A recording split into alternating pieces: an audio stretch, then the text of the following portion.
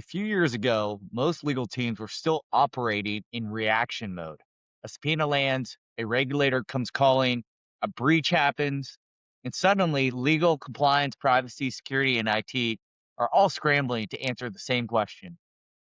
What data do we have? Where is it? And how exposed are we right now? But today, the stakes are changing fast. AI is accelerating how organizations create, access, and move information. Regulations are evolving globally. Cyber threats are becoming more sophisticated. And data itself has become the foundation for nearly every business decision companies make, which makes legal teams no longer being asked to simply respond after something goes wrong. They're being asked to help shape strategy before risk becomes crisis. Welcome to Data Exposure, the podcast for data risk leaders, where we unpack the real world stories, operational failures, and strategic shifts shaping legal privacy, compliance, and security today. I'm Mike Hamilton, the VP of Marketing at Xterra. And in today's episode, from reactive to strategic, how legal teams are rebuilding around data and AI, our guest is Linda Luperchio, a longtime legal industry leader whose career journey from paralegal to executive leadership mirrors the transformation happening across the profession itself. Linda has spent years helping organizations rethink how legal teams operate in increasingly complex data environments where litigation, compliance, governance, AI, cybersecurity, and business operations are no longer separate conversations. In this discussion, we explore what it really takes to move from siloed workflows and reactive firefighting to proactive data driven risk management. We talk about where AI is already delivering real value inside legal organizations, where human oversight and governance still matters most, and why the future of legal leadership may depend less on legal expertise alone and more on the ability to connect data, systems, and strategy across the enterprise. Because in a world where every business decision touches data, legal teams are no longer standing on the sidelines of transformation. They're helping lead it. Linda, thank you so much for joining us here on Data Exposure. Thank you for having me. This is such a pleasure. Linda, we've known each other for quite a long time. And I was thinking as we were lining up guests for this podcast that I wanted to have an ace in the back of my pocket or up my sleeve. And you're definitely the ace. You are one of those thought leaders that I know speaks around the country on how to manage data risk. It's really glad that our schedules could align and get you on today's podcast. Thank you for having me. I'm really excited about this. It's my favorite topic. I want to start off, Linda, with just how you began your career because you have such an amazing career arc, and we'll get into that here in a second. But tell me about the beginning. You started your career as a paralegal. What originally drew you into the legal field? So one day, the head of legal, our general counsel, called me into his office and shut his door. And I thought for sure I was being fired. And he said, "What about discovery?" And I said, "Read an article." And he said, "Great. How would you like to build a program?" And I was like, "Okay, I'm going to need education and exposure." And he said, "You've got it." And from then on, I attended class after class. The first month, I attended 30 classes, just trying to understand what it was about and how it fit into Hanover's world. And from then on, I kept going. If you don't mind, go back a couple steps. Where were you at within your career when the general counsel called you into his office? I was the corporate paralegal. I was working solely in corporate. I had worked a little bit in litigation years prior, but not heavily, and certainly had not done much discovery at all. And e-discovery was very, very early. It was in its infancy. We started off at a good time because it was trying to find its way and I was trying to find mine. If you had to look into your GC's mind, was there something that he saw in you? I think a lot of people would look at your situation and say, how can I have that opportunity? Was there anything that you did as a paralegal that opened up that door?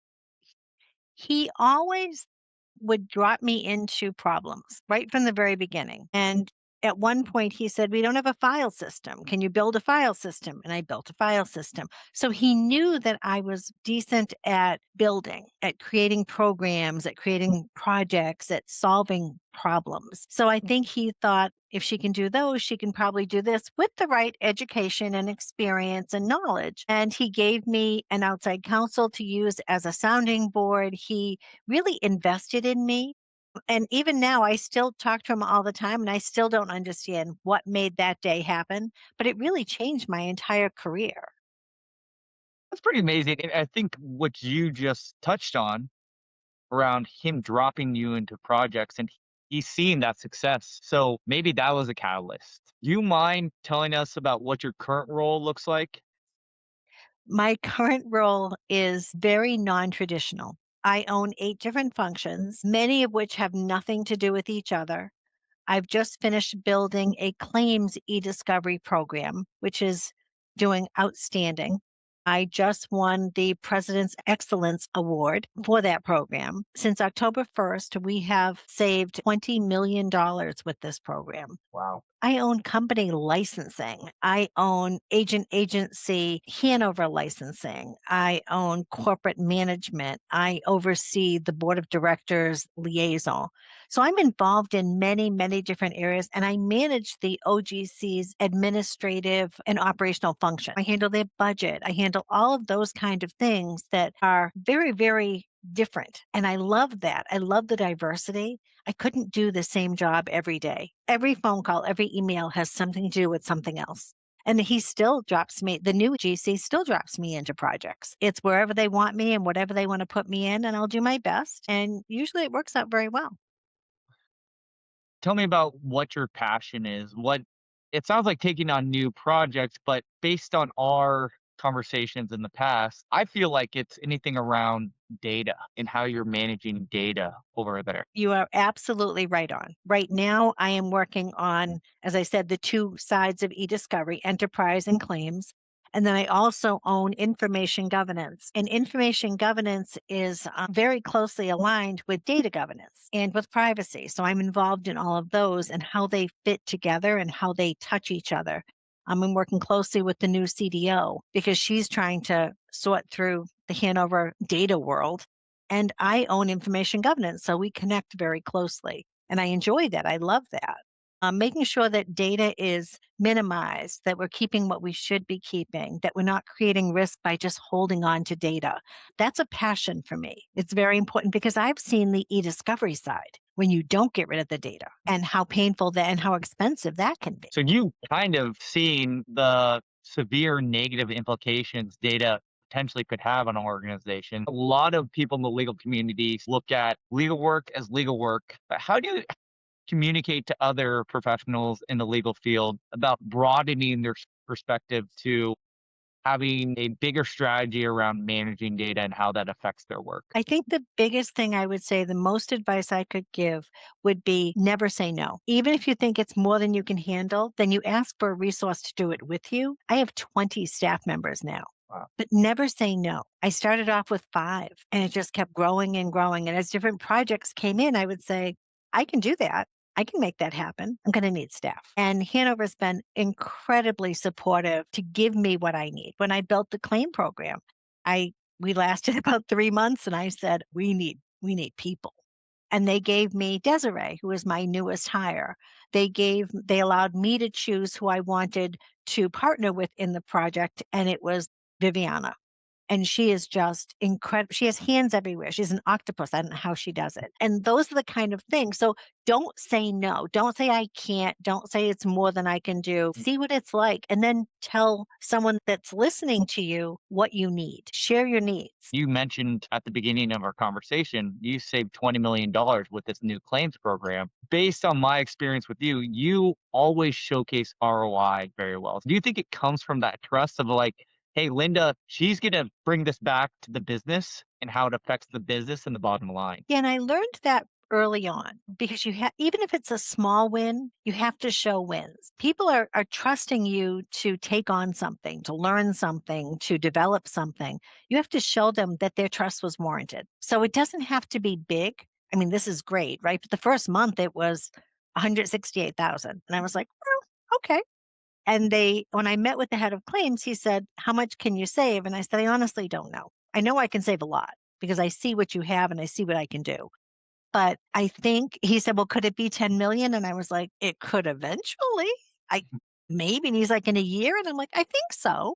But then the first month came in and it was 168. And I was like, oh, I'm in trouble. But it works out, it keeps growing because you had to spread the word. And I'm very fortunate. The claims partners I have are just incredible. Kellyanna is there in a heartbeat. If I ask for something, it's fascinating because I wrote to her today and in seconds she answered. And I was like, whoa, okay. And we share the same vision. We're trying to save money for the company, trying to save money for the policyholders, trying to satisfy claims, trying to do it right. And that's what I love about Hanover. They always want to do the right thing. So I fit there. That culture fits me because that's my thought process. That's a great segue into the next question I had, which is the theme of this conversation is from reactive to strategic. Do you believe that a top down, and it sounds like that's what you have at Hanover, the top really feels we have to be proactive, we have to be strategic. Would you agree with that? And what does that shift mean to you? So I definitely agree with that. It's not just in my world, right? It's in the whole enterprise. And risk is something we watch very closely. I mean, we're an insurance company, right? We're going to be conservative. We're going to be careful. We don't really want, despite the fact they don't always want to be at the top of the chain. They want to see what others are doing as well. I like to be at the top. So it's important to understand where the risk is and how we can mitigate. And I try to mitigate before we get to the risk becoming something we have to deal with. Unfortunately, a lot of companies are going to have to feel the pain before they're going to put the money in to save from hitting that risk. And there's nothing you're going to do about that. That's just a company's mentality. Why do I have to spend $1 million? Well, it's going to cost 10 million. So pay the million now. A lot of people will wait and say, I'll chance it. And then when it happens, it's that fire drill. In our case, when the GC came to me, there was a big case and he needed someone who could really take the lead on the e-discovery side. I was shocked when I heard about the case and thought, you want me to take the lead? But he did. And I knew it was a big risk. So I had to make sure I did it right. But they invested, right? As long as you're willing to invest, someone's going to do it right. People want to grow. People want their careers to grow. I have an amazing career. I'm very lucky, but it didn't come easy. There were many, many roadblocks and late nights and early mornings. And how am I ever going to get this done? It's letting the company help you to grow. And it sounds like that comprehensive approach to managing risk, that's a good caveat that you had. It didn't happen overnight. Why do you think organizations can no longer afford to approach risk in silos across legal compliance or other related fields? Hanover has our main culture edict is called the CARE values. So it's collaboration, accountability, respect, and empowerment. And by having those four things, that's something we agree to every year. Our goals are part of that. Everything we do is based on that. It's a little different than silos because in order for us to accomplish what we want to accomplish, we need others. When I have a new team member, I don't necessarily give them the answer. I say, who you need to talk to? You need to go talk to Brandon. You need to go talk to Dan. You need to go wherever to get the information. And very quickly, they learn to leverage each other's strengths. And I was talking to someone about this yesterday. That's what makes my team amazing, that they know where to go to get those strengths. And it's okay if the business comes to us and goes to a different person. I don't need them just to come through me. As long as my team has the right answers and knows when to go, whoa, we need management involved, then we're okay. And that's what companies need to learn to do. What are some tips, Linda, that you would have for listeners that are in an environment that doesn't have that comprehensive approach, but the professional sees the need to break down some of these silos? What are some baby steps that some of these people can take to eventually get there? I would say make sure that you have high level sponsorship. If you don't have high level sponsorship, you're not going to be successful. Pick a new job. And if you do have it, make sure they understand the value that you can bring by helping to bridge those gaps. And like I said before, don't be afraid. Don't say no. Always try to find a way. Sometimes people will come to me, I'll be like, I don't even think I'm involved in that, but I'll listen. Let me see where I can help. And try to take the things that you're good at and share them. Make sure people realize you're good at them. We've talked about data, and this is kind of the tying force that the companies look at as, hey, this can offer the keys to the kingdom, our biggest reward, and it also can offer our biggest threat, our biggest risk. So, what are some of the challenges that you face when trying to manage data strategically across various business units? What I try to do, actually, what Brandon is really, really good at, he's my PM. And what he's really good at, you actually use Xtero's tool to scan different data sources. And then we show those results to the business. You have 100,000 instances of PII, of personally identifiable information. Are you okay with that? It's all expired. You don't need to have it, but you have it. Are you willing to put the time in to clean it up? And the businesses realize the risk. They understand there's a risk there. So they're going to start thinking of that and we offer suggestions. Maybe you take away the month and date and you put in just the year. Maybe you put the last four of a social. So you show them small ways that they can make that difference. And then you celebrate it. Here's my PM. They will work directly with you. I will assign that PM to help you. So work with me to get that down. And then what we do is every quarter, we have a report that says personal lines, commercial lines, specialty, whatever it is. Here's how many instances we have. And when they see that number go down, especially when management sees that number go down, it's amazing how much they're suddenly willing to invest. We're looking at this linearly. You're taking everything on the information governance side, and that's having downstream effects on litigation, compliance, all these things that happen as a response to something happening with your data. Do you mind talking about linking those two areas together? Because I feel like a lot of legal departments, compliance, privacy departments are separated in some way from the information governance side. They just kind of react to what request is being thrown out them, and it's a fire drill to find that data. This is where e-discovery and information governance go together. So just about every end of the company at some point of any company is going to hit an e-discovery. At that point, they need to know where their data is. There's no more options. Now they have to know where their data is. If you have to provide all the data in your care, custody, and control, you have to know where it is. So we have a comprehensive data catalog that shows where all of our data is and any amount of data we have, what areas use it. So by having those together and by linking those and talking to the different people and helping them when they have an e-discovery, they in turn now help you when you're trying to clean out the data. They recognize that that was painful. I don't want to do that again. So how can we make that better? Let's work together. Let's do it together. So that's my point. We have such strong partnerships. Collaboration is the first part of our care values, and we take it really seriously. And the whole company does. So something went out today inadvertently, should not have gone out. It was a glitch in a system. And immediately I had 200 emails come in and they were like, what did we do wrong? What do we need to do? What happens here? How can we help? What should we have done?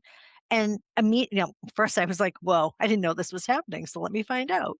And then I went back to them and reassured them, no, there was nothing wrong. You did everything just right. And I have a person that's going to work with to clean it up. And if I need you, I will come to you. I immediately went to Brandon, who was helping me out with it. And I said, I want an email blast to go out to everyone saying, we've got this. We'll get back to you when we need you. And he did. And the world calmed down. I ended up with 200 emails, but that's okay. But it settled down, but they see that we're right there. We Mhm. are there to support them. So when we need them, they're there to support us. And that good communication is paramount. A lot of people will make assumptions that people will just understand the responsibility or what you're going to be doing. That's a key piece of advice there is Yeah, create definitely. transparency. Transparency. That's critical. So let's move on to probably the hottest topic in our industry and probably throughout the world right now is AI. And AI is moving incredibly fast right now. What do you think personally AI is generally good at today? I think I actually would love an AI assistant. So if my boss looks at this, I'm giving him a heads up. But I think AI is there to support. I don't think AI is yet ready to stand on its own, despite what the world might say. You need that human in the middle. I've seen AI do amazing things, and I've seen them do some really crummy things where I've been like, "Oh, no, that is not where I was going at all." It's understanding that the human in the middle is very important. I think eventually AI will replace most of first pass review for e-discovery. I've been saying that for years. I knew something would, and then AI came along. I know that Hanover is moving over to Extero Cloud so that we can leverage their AI tools. And that's important to me because we have a lot of e-discoveries, and I think it would be a huge savings, especially on HR related ones, because I can tell it what I want and then it can go find me examples and I can say yes or no. That's where AI is going to be critical. I am part of the Office of the General Counsel. I'm actually the head of their task force. So we're looking at many different ways, whether it be a research tool, a summarization tool. We want to leverage it. We want to be able to get the most out of the tool. And then we want to be able to get the highest level quality out of our attorneys and our legal staff so that we're using them the right way. And I know eDiscovery is very, very anxious to get started because it's going to be a serious hit. It's going to change how eDiscoveries happen. I think eventually it's going to change how information governance happens. And Linda, we're kind of stuck in the cycle with AI where there were these LLMs that came out. They answered our questions really quickly. But on the e-discovery side, where I see the biggest value is the automation side of things, the busy work, the admin work that you may be tasked with, or more importantly, your team may be tasked with, that is really connecting the dots between stages within a request for information, what that would be. Would you agree with that? AI can, with that human in the loop, can help automate some of these activities that are more administrative in nature. Yeah, and I think one of them in particular is data subject access reports. I Mhm, think that those requests come in and it's very manual. I mean, we follow Xtero's process and we have the tool, but mm, having AI in the middle to be able to say, okay, so I need to reach out to all of these people and get the responses and summarize it back to me mhm, would be incredibly helpful. I don't need to do every step myself. And I think that AI will do that. Do you need the person to look at it at the end? Absolutely. Of course you do, but mhm, it doesn't need to be every click of a button. mhm. And from a security perspective, Linda, what concerns do you think organizations still need to take seriously as they adopt AI? The big thing we need to watch for, and Hanover is really good at, is making sure that the tenant you have isn't being shared everywhere. Mhm, And that's one of the first, I'm on the AI committee for the enterprise. And it's one of the first questions. Is it just us, or are we sharing this with the world? Because our stuff shouldn't be out there. Our policyholder data shouldn't be out there. Nothing should be out there. We want to make sure that we're gathering information from the world so that we can do it better, but we don't want to share personal information. That needs to stay behind the firewall. We have a data classification program that is really well run, and they have restricted, confidential, internal, and general, a public. I think it's called public. And we don't allow restricted data to be part of AI. We might let some parts with a whole bunch of vetting in confidential, but we never let restricted. mhm. And that's important. You got to protect that data. And everything we have at Hanover is labeled. So every data source, every email, everything has a classification. And that's important. I would 100% agree. That's where the real opportunity lies for most organizations that aren't as mature as yours, Linda. Really, for AI to automate activities, AI needs to be connected with your data, with various other applications. There needs to be those connectors, integrations that you're talking about. And it sounds like you've really been able to harness that information governance strength to, when you're ready, let AI help you automate some of these activities with that human in the loop. I want to talk to you a little bit more about that human in the loop. Where do you believe human judgment and experience still matter most? Like, are there specific stages where you would say, leave this to the humans, AI, I need a check and balance at this point? Yeah, so two things. One, our AI is handled by our chief data officer. She owns AI so that she's really got her pulse on it to make sure that it's protected and the right things are happening. So that's always very good. it depends more on the classification of where the human needs to be than the situation. So, what I mean by that is if it's going to have not highly confidential, but some confidential data, there should be a human watching what's going on. There should Mhm. be some audit, there should be some checking. You can't just let it happen. Even with the summarization, I did a job description and it should have been. I thought it should have been pretty cut and dry. It came back totally opposite of what I wanted. Had I just taken it and sent it out, I would have had someone applying for the wrong job. So it's really don't send anything out. Nothing goes anywhere until you've looked at it.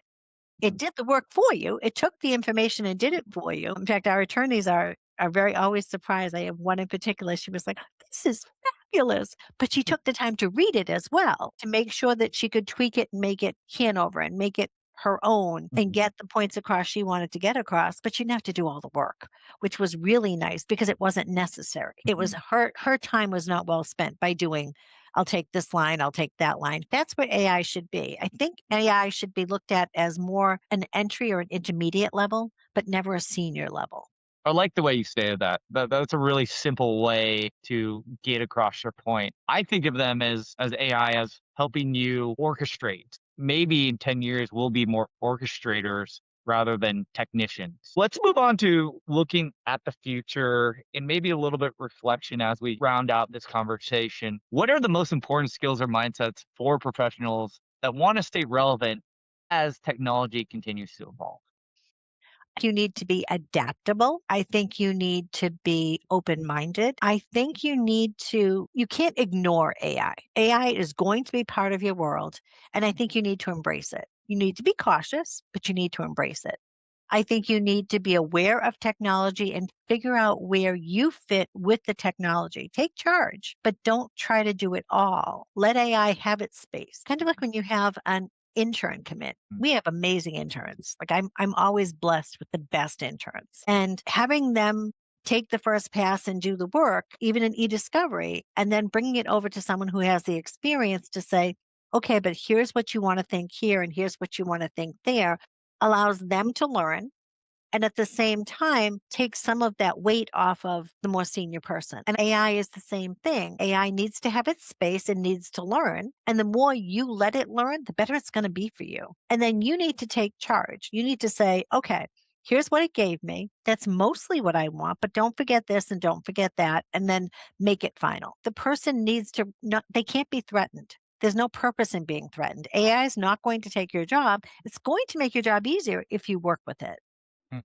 That's really good practical advice. And I can tell by the tone of your voice that's something that excites you. Is that the most exciting thing that you are envisioning over the next couple of years? Is there anything else that comes to mind where you're like, I'm really excited about where the industry's heading? I think that you're going to see AI become more of the assistant. I have an amazing Heidi is the best assistant ever. Absolutely, without question. But there are things that are just a waste of her time. She's too good for it. She doesn't need to do it. I should be able to either do it if I had the time or have something do it for me. I see AI picking up that role. I see them picking up the role of first pass. Will we have to look at it? Will we have to teach it? Absolutely. But that's where it's going to go. Mm. And then who knows, in time, maybe more. But we have to take this where we're comfortable taking it. And so on the flip side of that, what worries you most? I worry because I've seen instances of AI hallucinating, and I actually saw a report that someone gave me that should have been 2 pages and was 22. And I said, "Oh, I better read this." And sure enough, it had things in there that had nothing to do with what we were doing. And that was AI wants to please. It wants to impress you. I wasn't impressed and we had to start over. But it at least that's the thing that worries me. Will people just say, sure, it's fine? Yeah. And they have to be careful. They have to be cautious and really think that's the risk. It's so funny you brought up that example. All of us can relate with emails that once used to be 3 or 4 sentences now are paragraphs and paragraphs long of just word soup. Yeah. And it wasn't anything I need. I was like, I don't even know how that came in here. Yeah, yeah. Very, very good anecdote there, Linda. The last question I have for you, and this is a question I like to leave listeners with because you have so much expertise to share. If you had to boil all the things down to one thing that you'd like to leave the audience with from today's conversation, what would that be? I think that learning and openness to learning are the keys to any successful career. Never say no. I might sit there sometimes and go, oh, I hope they know what they're thinking, but I'm still going to try it. I'm still going to give it my best shot. And generally, that's all it takes. That's a very foundational principle or principles, Linda. Thank you so much for sharing your expertise with us here today. Really appreciate it. My pleasure. And if any of your viewers or your listeners have questions or want to connect, please let them reach out to me. I'm happy to help. We definitely will do that. We'll have a link to your LinkedIn page and take Linda's word for it. I've seen it happen in action. She does it with people at Xero. She's always a great sounding board and gives amazing advice. So, Linda, thank you again. You're welcome. Take care. Thank you. That was Linda Luperchio. One of the biggest themes from today's conversation is that modern legal leadership is no longer about simply responding to risk after the fact. The organizations pulling ahead are the ones breaking down silos between legal, privacy, compliance, security, and IT, and building systems that allow them to understand, govern, and act on their data proactively. Because AI may be accelerating change, but the real differentiator is still operational discipline, strong governance, and cross functional alignment. And as Linda reminded us, the teams that succeed won't necessarily be the ones with the most technology. They'll be the ones most prepared to adapt. Thanks for listening to Data Exposure, Xtero's podcast for data risk leaders navigating the intersection of legal, privacy, security, and governance. If you enjoyed this episode, subscribe on Apple Podcasts, Spotify, YouTube, or wherever you listen to podcasts so you never miss an episode. And if this conversation sparked an idea or challenged the way your organization thinks about data risk, please share this episode with a colleague or your team. Until next time, remember, what's hiding in your data could cost you everything.